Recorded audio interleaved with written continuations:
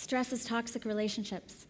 We know that healthy relationships are really good for the body. And I imagine Bruce Lipton's going to be talking about this, about the honeymoon of being in love and all of this and all the good, yummy, juicy oxytocin and endorphins, the relaxation response that gets activated when we're in love or when we have a sense of belonging, when we feel like we're part of a community, when we remember that we're not all alone and that we're on some cosmic level, we're all connected to this collective consciousness. This is very healing for the nervous system. But when we have the opposite, it's extremely stressful for the nervous system, putting us in chronic repetitive stress responses. I see with my clients all the time that boundaries is such a huge issue with people. Like without appropriate ways of interacting with the toxic people in our lives, we can just take that on and it becomes stress response and stress response. Stress is knowing that you have a song within you that has yet to be sung. You know, we each have this creative potential. We have things that are trying to be birthed within us all the time. And yet we tell ourselves stories because of our beliefs that say, I can't do that. And that creates stress responses in our body, puts us at risk of disease. Stress is feeling out of touch with your life's purpose. You know, I suspect because you guys are probably from that shamanic archetype that I've learned a lot about lately, especially in Peru.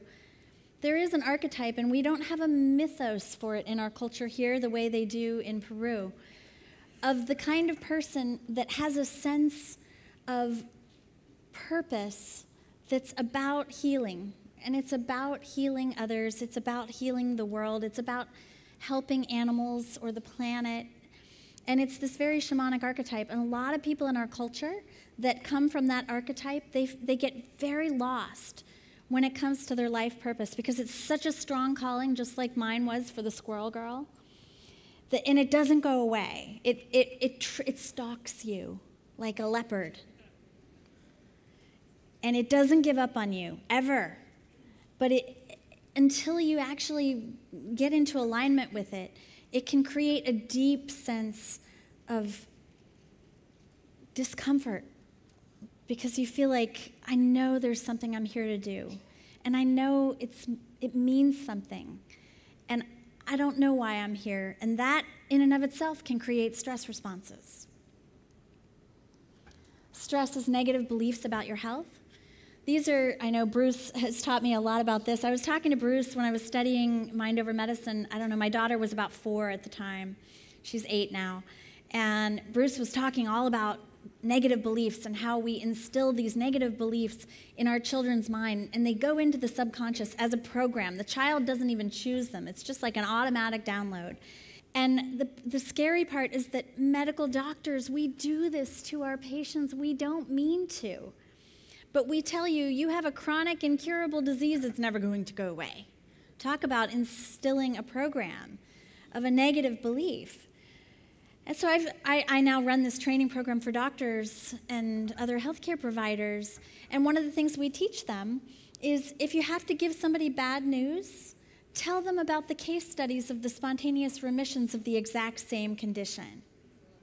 Because how do we know? You know? Why not tell somebody, okay, you have stage 4 ovarian cancer, but here's a copy of the article of somebody with stage 4 ovarian cancer that had a spontaneous remission. So you never know, that could be you. Right? So if any...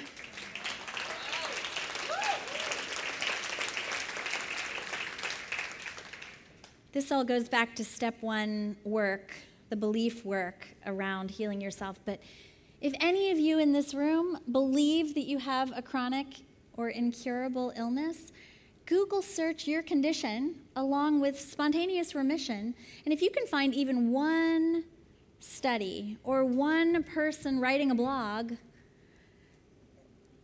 who has had a spontaneous remission from your condition, then it is not chronic or incurable.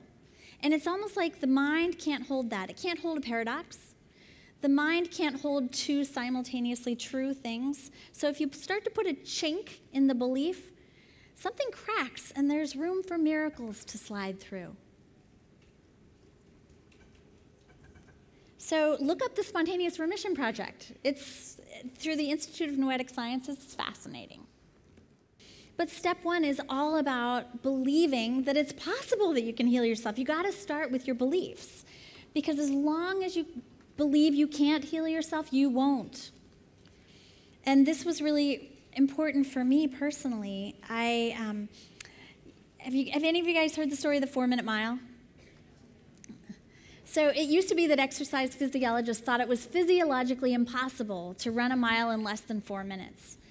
And nobody had ever done it. So everybody assumed this is truth, right? And then one rebel goes out and runs the mile in 3 minutes and 59 seconds. And all of a sudden, the belief that it was physiologically impossible was shattered. And since then, almost every world-class runner has run a sub-4-minute mile. So for me, the Spontaneous Remission Project was my 4-minute mile. The minute I read 3,500 case studies and realized that there was something that was possible far beyond what I had been taught in medical school,